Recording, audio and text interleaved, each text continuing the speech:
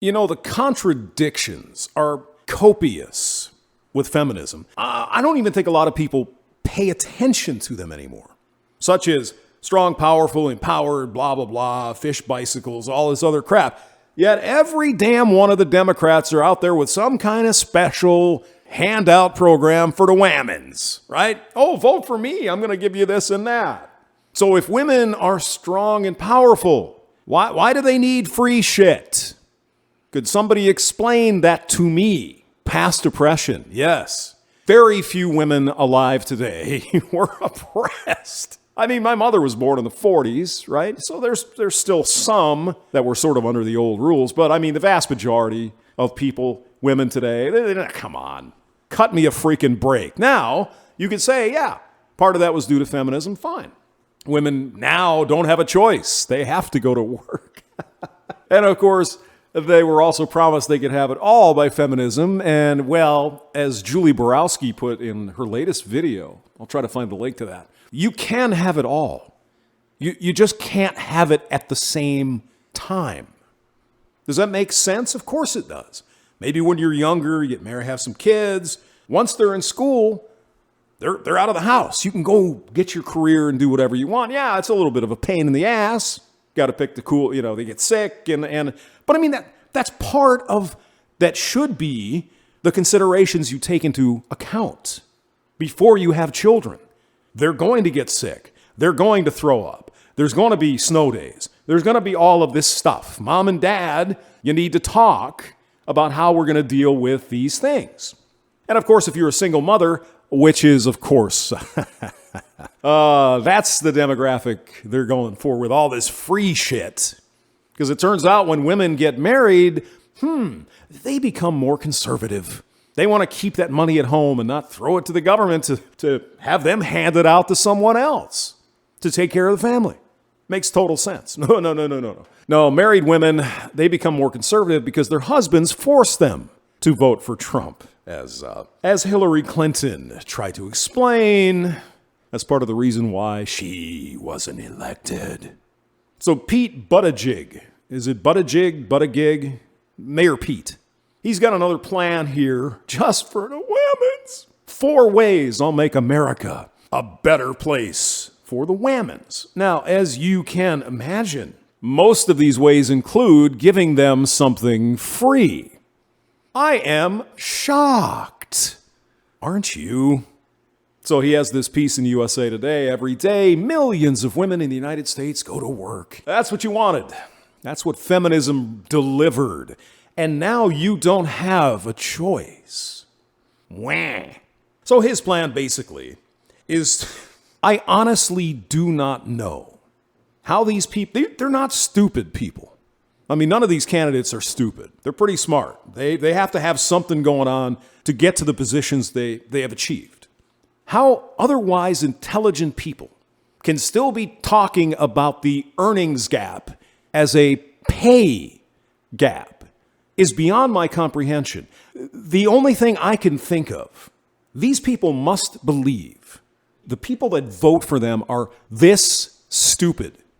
That's the only reason I can understand why they still keep bringing this bullshit up. Now, if these candidates came out and said there's an earnings gap, we need to look, okay, I understand that. There's different reasons for that, women's choices. Maybe it's the childcare. Maybe it's whatever, right? Yeah, okay, we can look at that. But it's not a pay gap. These people know it's been illegal to pay somebody differently since 1963. So Buttigieg wants to throw money at everything, right? $10 billion to end workplace sexual harassment. Really?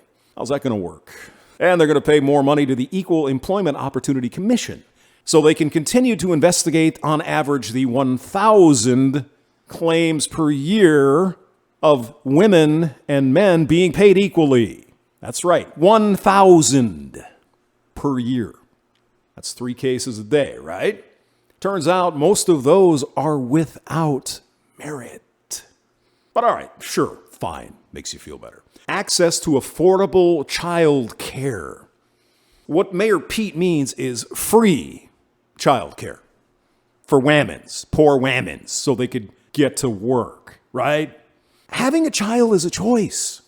If you're not stable in your financial situation, maybe you shouldn't have a kid. there's something to consider. And he also wants to throw 12 weeks of paid family leave. Here's my idea to solve that problem, if it is a problem. Make another account, like an HSA or a 401k or whatever, pre-tax. The parents-to-be put money in the account. And when a junior comes along, they take 12 weeks off and they pay themselves. But you see, that wouldn't involve the government taking money and handing it to someone else. You can't buy votes like that, Mayor Pete. Isn't that correct? Protect women's health, of course, abortion, I mean, that's a given. Make America safe for women. Why don't we make America safe for everybody? Mayor Pete, you do understand that a pretty sizable chunk of the people who need to vote for you to get you in office are men. Not all your voters are women, LGBT, alphabet people, and trans, and that's a chunk, but you still need to get men. Every candidate has to have men. 25% of men or whatever. But they just ignore it. Here's more pandering to Wammen. I wonder why they do that. Any ideas? Because you can change the mind of a Wammen. Just say it's for the children. And put women in power. Put women in power. Not let women earn their positions. Just like men. No. We're going to put women in power. Sounds like a quota system to me. Mayor Pete, he wants to ratify the Equal Rights Amendment. Good. And then you could be the one, as the girls are getting on the ship to go overseas to fight and die in a war, you can just tell them, well, hey, you wanted equality, didn't you? Didn't you? Yeah, I'm sure that'll go over real well. He also pledges to nominate at least 50% women to the cabinet and to the judiciary, both of which require a stamp of approval. So you see, he's not saying thus and such it will be. He'll just nominate him. It's like, okay. How many women has Trump nominated? Oh, DeVos, criminal. Kristen Nielsen, caging children at the border. How many other women? There was a transportation secretary and some other. That Amy Coney Barrett, going to be probably on the Supreme Court if he's a woman. Let's not talk about that, though. Let's not. And finally, of course, the biggest pile of bullshit. And we will push companies.